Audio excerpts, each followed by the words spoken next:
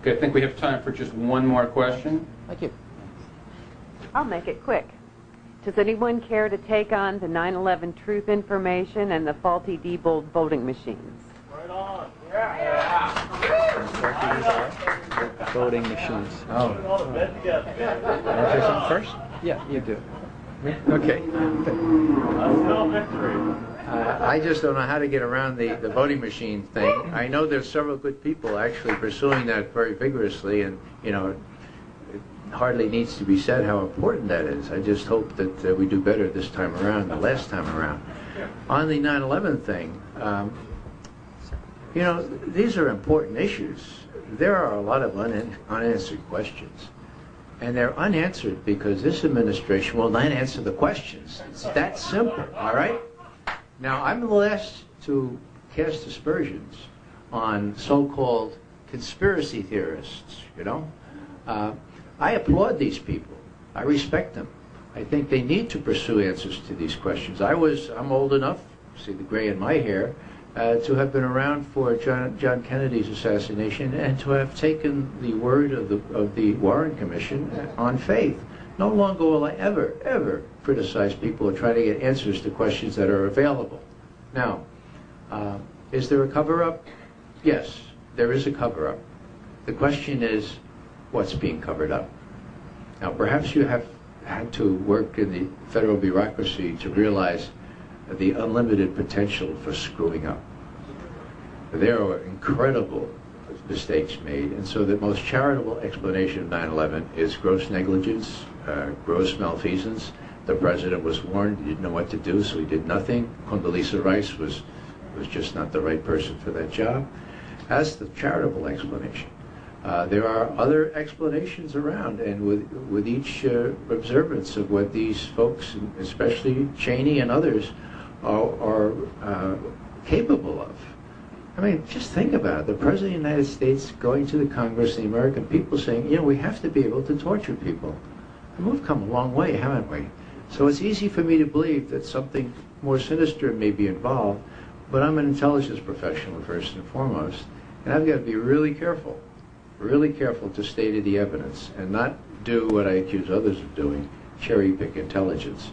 So for every new theory that comes out, there are 2 or 3 more unanswered questions. And you know, when I get a chance to really sink my teeth into this, maybe I can come up with some firm judgments. But right now, the jury is out, and let the questions continue to be asked, and let these people continue to be bothered. I had an experience last night. I can relate to you.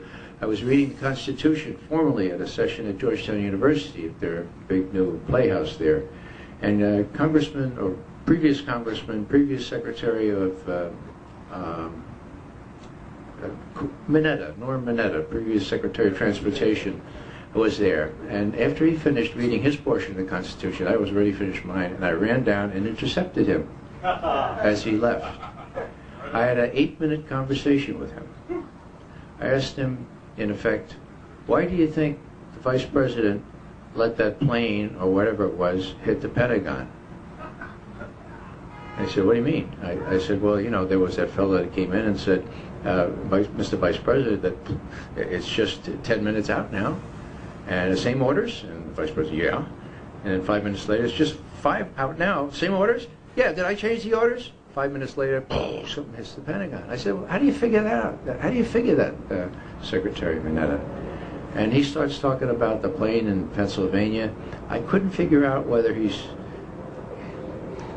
completely out of it or whether he just doesn't want to answer the questions. But there was a one-on-one opportunity to pursue a decent answer to a question. Mineta was there. He heard the Vice President do this. He identified this young man as a civilian, scared civilian, and he corroborated what he testified to publicly, and which did not find its way into the 9/11 Commission report, namely that Cheney said these things during that time. So there's unanswered questions right away, and there was a person who could have at least given me a cogent answer as to what he thought, and he was failed to do so.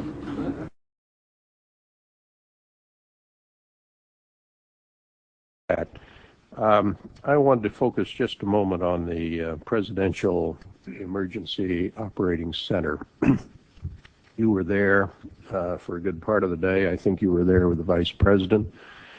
And we had that order given, I think it was by the President, that authorized the shooting down of commercial aircraft that were suspected to be controlled by terrorists.